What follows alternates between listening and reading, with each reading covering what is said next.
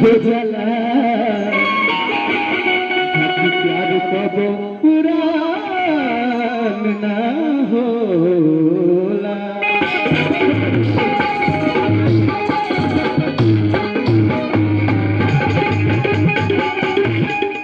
क्या बात है। तो हम जान की छमिया लोग बुलावल जाओ, बुलावल जाओ भयंकर परी लोग के। तो भैया भयंकर परी लोग को भेजिए, सिर्फ 2 कोई को अभी भेजिए, उसके बाद आएंगे हमारे भाई लेकर साथ में। 2 कोई को भेजिए अभी। क्या बात है। मैं चाहूंगा, गुजारिश करूंगा कि हमारे भयंकर परी लोग को कृपया स्टेज पर लावे, ताकि वो सब बड़ी संख्या गई बड़ी लोग बहुत पानी पियो करी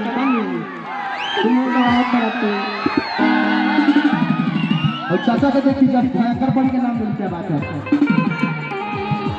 बस 2 कोई को भेजिए अभी। चलिए आज के रात समझी रवा लोग सब फुल मस्ती है बसंते। हम चाहेंगे आप लोग झगड़ा होगा कुछ भी ना करी, जैसे चाहें भैया वैसे प्रोग्राम हुई बसंते। आप लोग के प्यार आशीर्वाद मिले के चाहिए, हम भी छोट मोट कलाकार के बाकी ना। क्या बात है। चलिए आप लोग भेजिए भेजिए उनको।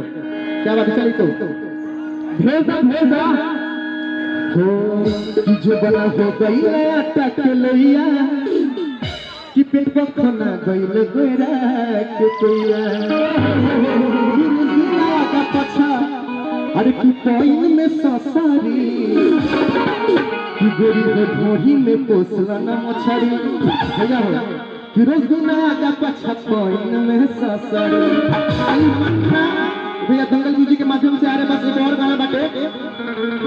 अरे यादवा हमसे मिले आवेला अरे क्यों सहती लागेला अरे किए तो हम के हो लेला अब हो करो के तेरेला।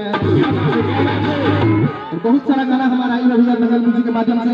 एक और गाना रहे कि रतिया जाके बितावे रे सखी कि सीता मोरी के बांध चलिए हम जहाँ भयंकर पहले लोग अभी खाना खाता रही जाए कि खाना खा के यही स्टेज पर सब दिलवा देवे के बाद अब नीचे से जाओ चाहे ऊपर से जाओ सब खत्म कर देवे कहीं पर। चलिए अब कहे के बाद कि जो बना हो गई टकलैया कि तुम पखना गइल बेरा के कोइया। 1 2 3 4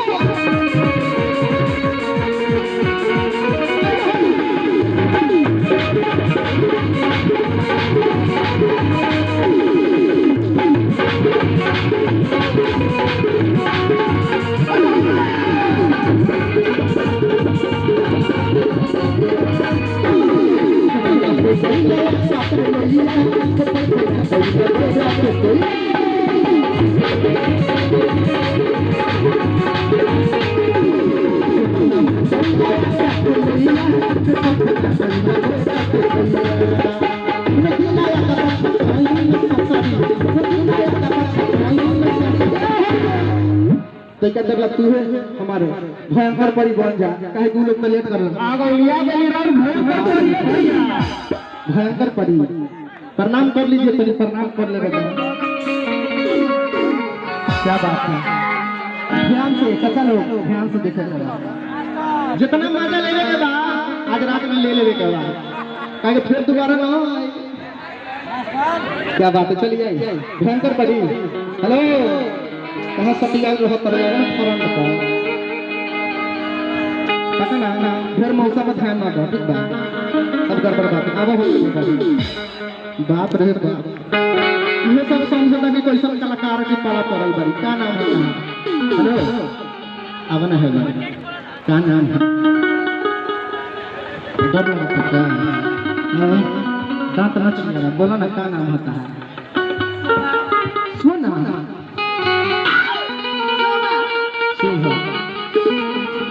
अरे कुछ लगाता रे इतना काहे अरे कुछ सुन शोभारे बाप रे बाप अरे पनिया ना हेले मार दी तोरा भारे जबर काम क्रिया हो गया अबे हो कहां का नाम है रिंकू भेल तो मोबाइल भुसौली घर में समझ गई है। कहां से आई बड़ी नेपाल की मानसी है रे सुना देखा ई गांव के नाम जाने लो, ई लखौरा गांव है। तनी बच के ले जइहन तो भुसौली घर में